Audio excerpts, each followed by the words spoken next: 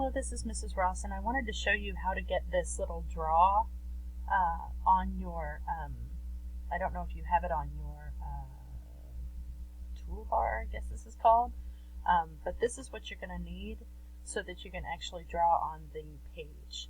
If you want your kids to draw on the page, I think. I'm not sure if there's another way, probably is. And maybe if I click it, it will respond eventually. There we go. So I pick a pen, and then I pick a color, and I can pick,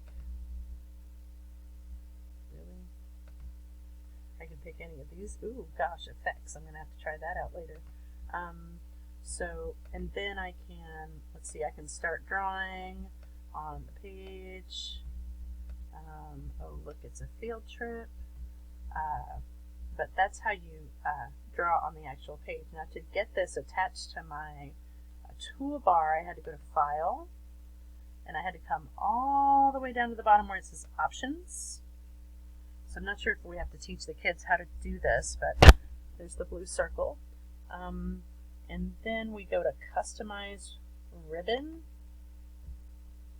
and we click it, and this should change here. Blue circle.